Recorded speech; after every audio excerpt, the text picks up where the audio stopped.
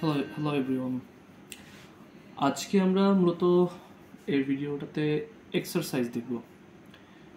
Exercise দেখানোর আগে exercise সম্বন্ধে কিছু কথা বলে নিই।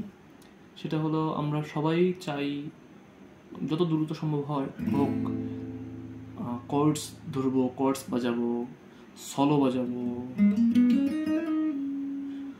তারপর প্ল্যাকিং বাজাবো, তারপরে হ্যামারিং করব, পুল করব, বা বিভিন্ন স্কিল করব। এখন এই সবগুলোর যে রুট, সেই রুট হলো এক্সারসাইজ। আমাদের হাতগুলো কিন্তু এই ছোট ছোট ফেড বক্সে জায়গা করানো খুবই কঠিন। মানে এখানে যে আমি চাইলেই এভাবে একটা স্টেপ নিলাম আর বসে গেল এবং স্টেপ করলাম বাজলো, ব্যাপারটা কিন্তু এমন না। তো যেমন একটা কথা বলি, এই যে আমি একটা কর্ড ধরছি, তো দেখা যাচ্ছে যে ছোট্ট একটা ফ্রেড বক্স, এখানে আমার 1 ইঞ্চি জায়গা, এখানে আমি আমার 3টা ফিঙ্গার রাখছি। হ্যাঁ, 4 নম্বর স্ট্রিংস, 3, 2, 1।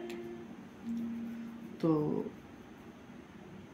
এত ছোট একটা জায়গায় তো এই 3টা আঙ্গুল বসানো এত সোজা না, অথবা আমরা অভ্যস্তও না, কারণ আমরা কোনো সময় আমাদের আঙ্গুল দিয়ে এই টাইপের কাজকর্ম করিনি। হয় লিখেছি, না হয় যাই হোক যে কিছু করেছি, কিন্তু যে এমন এক্সারসাইজ এর আগে কোনো সময় করিনি।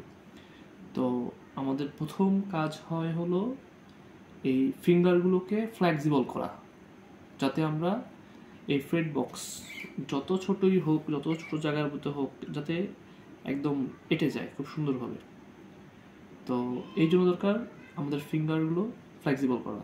তার উপরে আবার আছে, আমরা যখন কর্ড ধরবো, এই যে একটা কর্ড ধরছি, এখন কর্ড যখন স্ট্রোক করতেছি, এই যে নয়েজ ফ্রি ভাবে বাজতেছে, তার মানে কি আমি জাস্ট এবার ধরলাম আর বাজলো, ব্যাপারটা এরকম না। ব্যাপারটা এখানে অনেক মেকানিজম আছে, এর পিছনে অনেক মানে পাওয়ার দিতে হয়। যেমন কি এই যে হয়তো আমার ফিঙ্গারে যে ছোট ছোট দাগ পড়ে গেছে, যে আমি এতক্ষণ যে এভাবে ধরেছিলাম, এই কারণে একটা দাগ পড়ে গেছে। তো এর মানেই বোঝা যাচ্ছে যে আমি খুব পাওয়ারভাবে শক্ত করে এটা এইভাবে চেপে রেখেছি, এই কারণে এটা নয়েজ ফ্রি ভাবে বাজতেছে। যদি আমি মানে আলতোভাবে ধরি, তাহলে দেখেন কেমন সাউন্ড হয়, একটা বাজিং সাউন্ড আসে। তো সলো যখন বাজাবো, তখন আমরা বিভিন্ন মুভমেন্ট করব।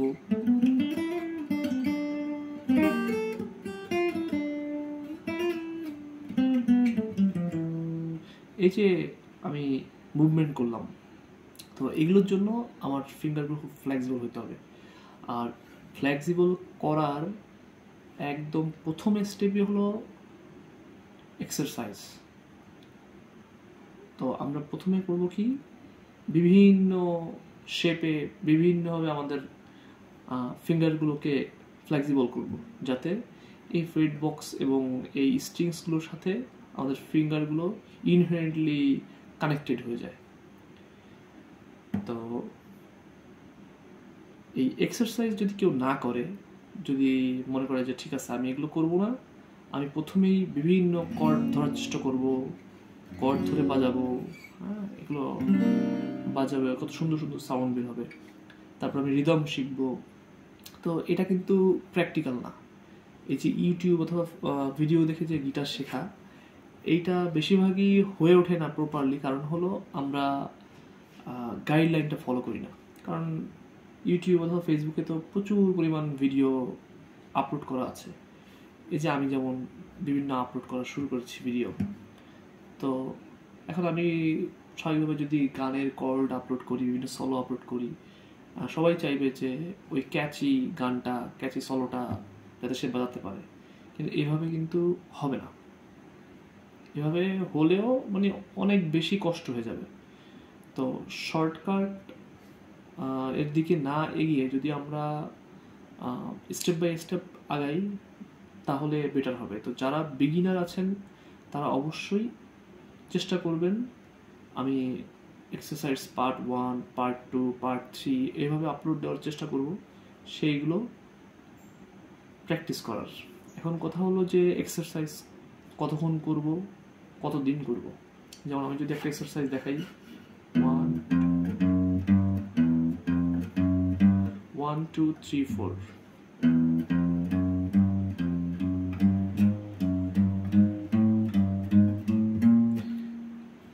তো ধরে নিলাম এটা 1 নম্বর এক্সারসাইজ। এখন অনেকেই হয়তো মনে মনে ভাববে এটা কতদিন বাজানো উচিত। এটা ততদিনই বাজানো উচিত যতদিন আপনার ফিঙ্গারগুলো ফ্লেক্সিবল না হবে, একটু স্পিডি না হবে, এবং নয়েজ ফ্রি এবং টেম্পোর সাথে যাবে, যেটা তাল থাকবে, থাক থাক থাক থাক থাক থাক, অথবা থাক থাক থাক থাক থাক থাক থাক থাক। তো এরকম এটা স্পিড হতে পারে অথবা স্লো হতে পারে, সেটা ব্যাপার না। ব্যাপার হলো নয়েজ ফ্রি হতে হবে এবং টেম্পোটা ঠিক রাখতে হবে। যেমন আমি যদি টেম্পো বাজাই,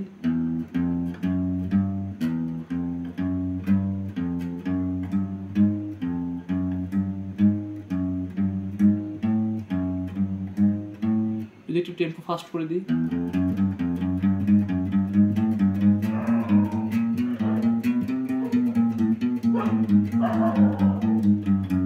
তো এখানে দুইটা বিষয়, সেটা হলো টেম্পো আমার ঠিক থাকতেছে, বাজিং সাউন্ড আসছে না, এরকম সাউন্ড আসছে না, ক্লিয়ার আসতেছে। তো এইটা যতদিন না হবে ততদিন বাজাতে হবে। এই 1 নম্বর এক্সারসাইজ। তো এইটা যখন কমপ্লিট হবে তখন আমার পার্ট 2।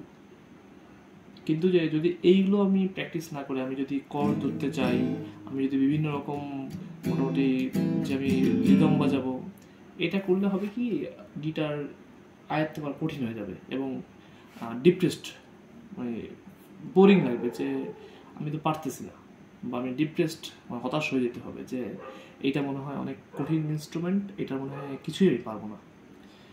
তো আমার পরামর্শ থাকবে যে যারা বিগিনার আছেন অবশ্যই এক্সারসাইজ করবেন, প্রচুর পরিমাণ এক্সারসাইজ করতে হবে। এক্সারসাইজ দরকার, কর্ড হোক, রিদম হোক, কোনো গানের দিকে মানে কোনো চিন্তা করার দরকার নেই। একদম একটা না, যতদিন হাত ক্লিয়ার না হবে ততদিন পর্যন্ত যেসব এক্সারসাইজ দেব সেইগুলো কমপ্লিট করেন। ওইগুলো যদি কমপ্লিট করতে পারেন দেখবেন নেক্সট স্টেপগুলো আপনার জন্য খুব ইজি হয়ে গেছে। যেমন যদি আপনি 1 নম্বর এই যে যেটা বাজালাম,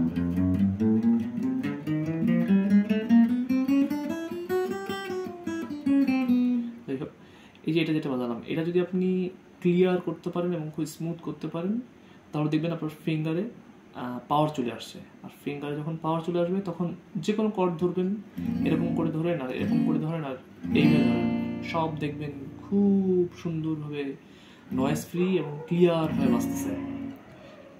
আর যদি এক্সারসাইজ না করেন তাহলে কর্ড বাজাতে যাবেন, দেখবেন দুইটা বাজে, দুইটা স্ট্রিংস বাজে তো আরেকটা স্ট্রিংস বাজে না, তারপর নয়েজ দিচ্ছে। তো আবার হাত দেখবেন যে অনেক ব্যথা হয়ে যায়, এবং দেখবেন যে আপনি যখন এই যে চেঞ্জ করবেন,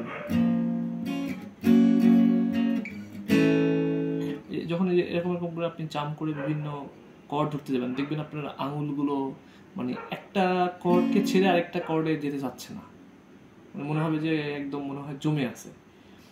তো এই জন্য এক্সারসাইজ বিগিনারদের জন্য মাস্ট। তো যদি এই step by step exercise follow করেন তাহলে দেখবেন আপনি সলো বাজাতে চান আর রিদম বাজাতে চান, প্লাকিং আর যা গিটারে যা যা আছে সব কিছু খুব ইজি হয়ে যাবে। তো আশা করি যারা বিগিনার লেভেলে আছেন তারা এক্সারসাইজ ফলো করবেন। আমি আস্তে আস্তে পার্ট বাই পার্ট এক্সারসাইজ দিব। তো এই ভিডিওতে আমি দু একটা নমুনা দেখাই। যেমন ফার্স্ট এক্সারসাইজ বলতে আমি এটা বোঝাচ্ছি, এটা আপনি 6টা স্ট্রিংসই করতে পারেন। 6টা স্ট্রিংস করার পর আপনি এক ব্যাকওয়ার্ড ফরওয়ার্ড যাবেন। ব্যাকওয়ার্ড মানে ফরওয়ার্ড মানে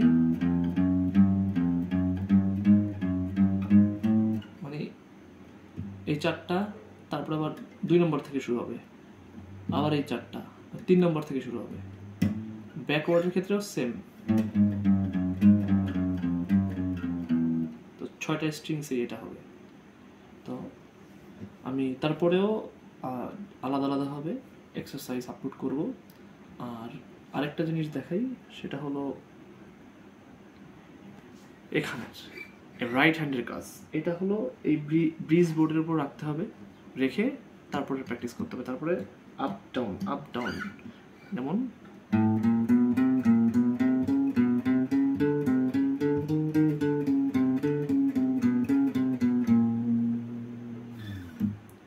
তো এইভাবে যদি কন্টিনিউ করতে পারেন, আশা করি একটু কষ্ট হবে, একটু সময় লাগলেও নেক্সট যেই এক্সারসাইজগুলো আমি করব বা দিব ওইগুলো খুবই ইজি হবে এবং প্রোগ্রেস করতে পারবেন। সবাই ভালো থাকেন, সাথেই থাকেন গিটার টিপস অ্যান্ড ট্রিক্সের সাথে।